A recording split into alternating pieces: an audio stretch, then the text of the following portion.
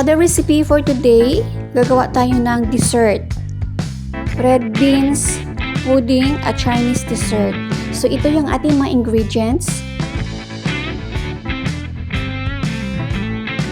Red beans, water, coconut milk, fresh milk, sugar, cornstarch, and of course, we have agar-agar powder. So, ito yung ating mga kailangan sa ating dessert ngayon.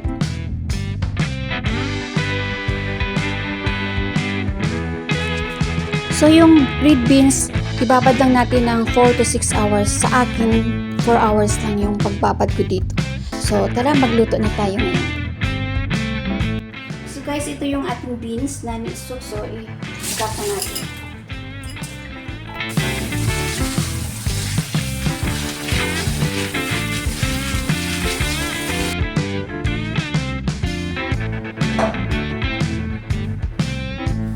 At dito i-boil natin yung ating red beans for 40 minutes. Takpan lang natin at i-adjust natin yung apoy sa medium fire. So hanggang sa lumambot ito.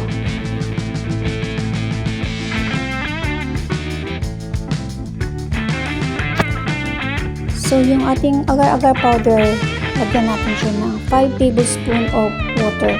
Then paghaluin natin.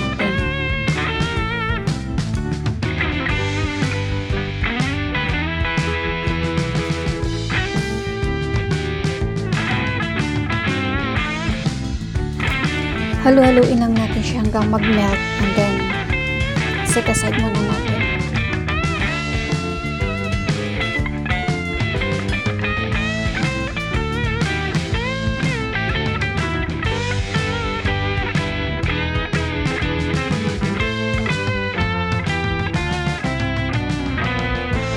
Ako dito naman ng 5 tablespoon of water.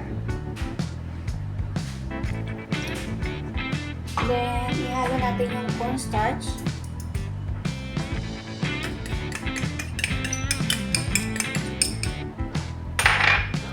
Ito yung water ko, guys. Dito rin ako kumuha ng tubig para sa agar-agar. And then, dito rin ako kumuha para sa ating cornstarch. So, i-mix muna natin ito.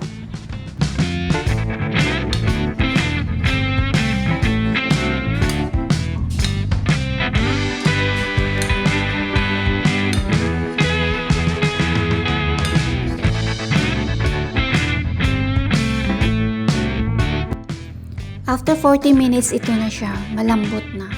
So, ang gagawin natin dito,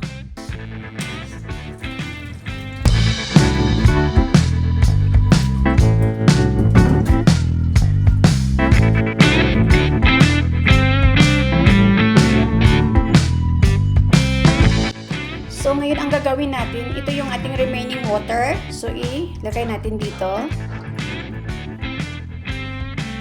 Then, yung ating agar-agar with water. So, ihalo natin dito.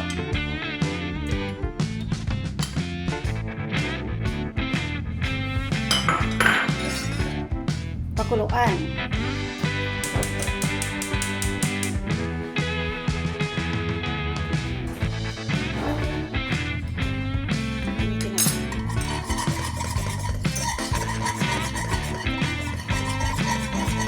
So, kumukulo na siya.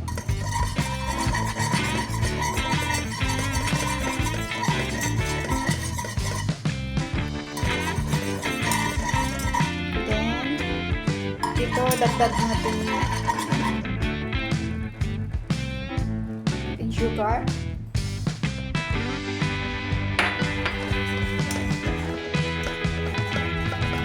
Hanggang mag-melt yung sugar, guys. Halo-haloin na natin hanggang mag-melt yung sugar.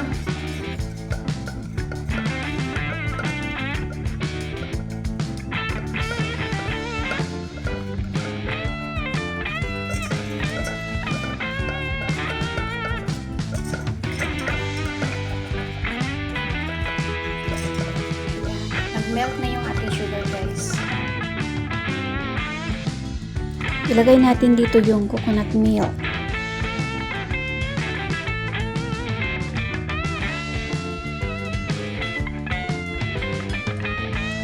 milk.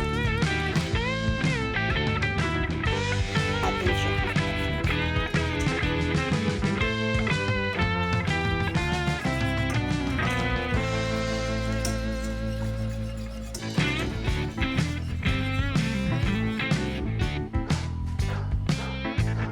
Kunting salt.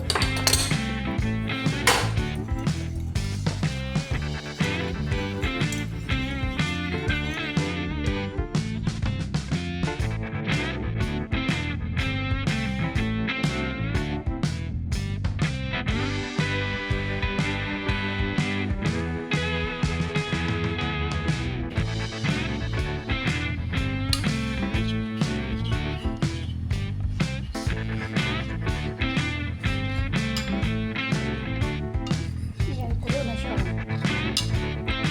So, ating ipuhos.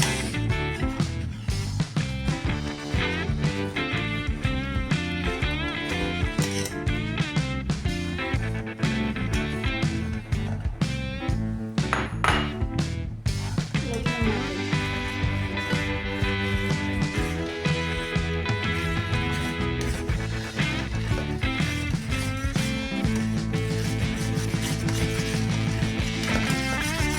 Kailangan talaga bilisan natin yung pag-stir para pantay-pantay yung paghalo natin, guys.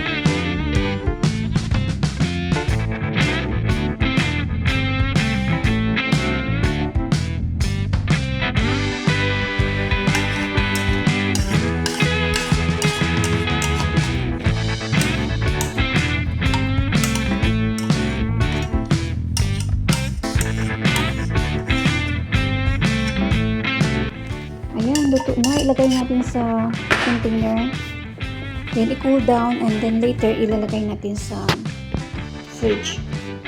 So after few hours, pwede na natin pakainin.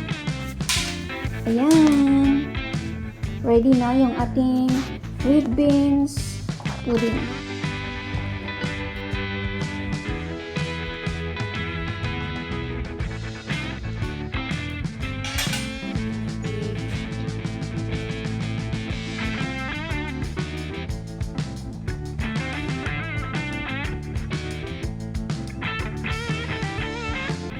Thank you for watching. Sana nagustuhan niyo ang aking recipe ngayon. God bless you!